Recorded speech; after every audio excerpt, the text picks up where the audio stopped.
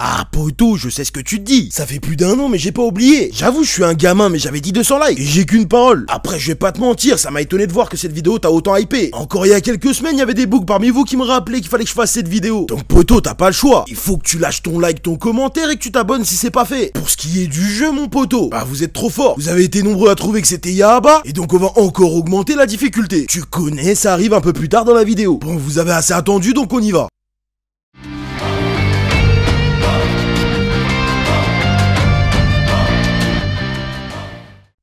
Rapidement, petit disclaimer. Oui, les personnages que je vais boxer, peut-être que tu les aimes bien. Et poto, tu sais quoi M'en bats les couilles. Fallait le dire. Ah oui. Surtout que comme je te l'avais dit dans la partie 1, eux, je les aime pas. Ceux qui me connaissent un petit peu vont pas forcément être surpris. Parce que poto, je les aime pas. Parfois pour des raisons différentes, bien évidemment. Mais dans tous les cas, je vais t'expliquer. Finalement, c'est que mon avis. Commençons donc avec la plante verte que j'ai même pas envie d'avoir chez moi. Nakime, poto. Qui aime ce personnage? Manifestez-vous. Non, parce que ça m'intrigue. Non, mais je le répète. La seule utilité qui est là, poto, c'est d'être un Uber. La cousine, elle a un pouvoir sanguinaire et carrément, ah oui, 2 secondes. Attention mon poto, bien évidemment que ça va spoiler. Comment veux-tu que je te donne un avis objectif sur des personnages sans prendre en compte l'ensemble de l'œuvre? Tu l'auras compris, c'est à tes risques et périls si tu restes. Bon, qu'est-ce que je disais? Carrément, ils l'ont shooté hors champ. Poto, dans le manga, tu crois qu'elle est vivante alors qu'elle a déjà des grands doigts qui lui transpercent le cerveau. Alors on sait tous quel était le but de ça. Mais poto, pas de background. L'accent est toujours au rendez-vous, tu connais. Des pouvoirs relativement éclatés parce que mal utilisés, dans le sens où je pense qu'il y avait mieux à faire. Pas d'histoire, très peu d'interaction, et en plus il la bute quand on a le dos tourné. Bah non, faut pas faire ça. Palmarès de la petite, elle a entre guillemets capturé tous les chasseurs. Bon ça, force est d'admettre que c'est plutôt pas mal. Et elle a retenu Obana et Mitsuri. Bon ils allaient de toute façon pas fuir parce que l'objectif c'était de la buter. Voilà. Je le dis très ouvertement, Kyogai est un meilleur personnage que Nakime. Susamaru est un meilleur personnage que Nakime. Le démon du marais, t'as compris l'idée mon poteau?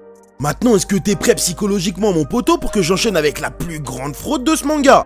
Douma mon poteau, mais qui m'a chié ça et l'a pas balayé? Attention, je vais certainement pas relancer le débat avec Akaza. Vous connaissez mon avis, il a pas changé. Je vais pas non plus parler des fanboys. Bien qu'en termes de toxicité, il y en a certains qui doivent faire partie aussi des fanboys d'Itachi. Mais dites-moi à quoi il a servi. Ok, il a pris la vie d'un pilier, mais on sait tous que c'était un des plus faibles et en contrepartie, il y a laissé la sienne. Donc très concrètement, il s'est fait goumer par 3 enfants. Oui, mais c'est à cause du poison. Et alors, est-ce que t'as conscience de la dose de poison qu'a ingéré Muzan? Est-ce que t'as vu le sale qu'il a fait alors même que son corps vieillissait à vitesse grand V? Donc faut arrêter avec cette excuse. Parmi les 3 lunes supérieures, c'est le seul qui est mort en bégayant. Même pour un Tengu, il a fallu un pilier avec Mark, un détenteur du souffle du soleil avec Mark, une démon qui a affronté directement le soleil et un chasseur avec des capacités de démon. Pour se promener la nuit et attaquer des geishas sans défense, il est là. Pour faire le mariole avec Akaza, il est là. Mais quand il s'agit d'éliminer 2 gosses qui savent se défendre, y a plus personne. Même Muzan ne l'aime pas. Et là on arrive sur un point totalement subjectif, mais au-delà de ça, le perso m'a procuré aucune émotion. Je peux pas dire qu'il manque de profondeur, mais pour autant, à aucun moment il m'a fait vibrer. Et force est d'admettre qu'au global c'est une déception. Parce que oui les potos, à un moment donné il va falloir arrêter de nous dire qu'il était pas sérieux. T'as lu le manga, donc t'as bien vu que l'ambiance elle a changé à partir du moment où Kanao s'est mise à le clasher. Mais allez, considérons qu'il se tape pas à fond contre les femmes parce que son objectif c'est de les grailler. Mais alors dans ce cas là, qu'est-ce que tu fais d'Inosuke? Il a commencé à attaquer pour les tuer avant qu'il se rende compte qu'il était touché par le poison. Ose me dire que quand il a vu son corps tomber en lambeaux, il a pas essayé de surmonter ça. Bref, moi je trouve que Douma c'est surcoté, si t'es pas content c'est la même. Selon moi il y a un seul mec dans cette œuvre qui est bien plus détestable que lui.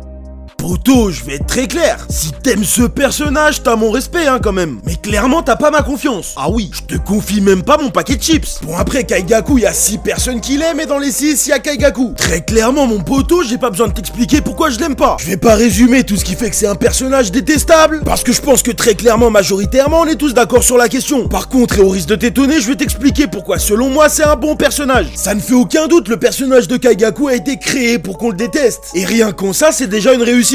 Il est l'un des démons qui se rapproche le plus de Muzan, puisqu'il est animé uniquement par le désir de survivre. Mettons du contexte, Kaigaku est un orphelin. Dès son plus jeune âge, il a été forcé de penser qu'à lui pour survivre. Kaigaku, c'est un gamin qui a toujours été persuadé qu'il pouvait compter que sur lui-même. Et c'est parce que son objectif a toujours été seulement la survie que ses choix ont fait de lui quelqu'un de mauvais. Au final, et quand tu regardes, il a trahi tous ceux qui ont essayé de l'aider. Mais pour autant, il ne s'est jamais trahi lui-même. Déjà, quand il a donné en pâture Imejima Gyomei et les orphelins sur qui il veillait à un démon, c'était pour sa propre propre survie. Quand il est devenu pourfendeur de démons et potentiel successeur de Jigoro Kuwajima, c'était encore une fois pour sa propre survie. Quand il a abandonné le combat face à Kokushibo et qu'il a accepté de devenir un démon, c'était encore une fois là la seule façon de survivre. Tout le monde ne peut pas avoir la force de caractère d'un Tanjiro ou le sens du sacrifice d'un Kyojuro. Qui peut affirmer qu'il n'aurait pas fait les mêmes choix que lui dans sa situation? Oui, on le déteste, son comportement nous met la haine. Est-ce que son destin aurait été le même s'il ne s'était pas fait virer de l'orphelinat de Gyomei uniquement parce qu'il avait volé? D'ailleurs, le pilier de la roche lui-même se décharge de ça. C'est les autres enfants qui l'ont viré. Finalement, Kagaku représente ce qu'il y a de plus mauvais chez l'être humain, ou met en exergue les limites de ne penser qu'à soi-même. Selon moi, Kagaku est le personnage le plus détestable de Demon Slayer, mais quand même un personnage plus intéressant que les deux autres. Bah oui.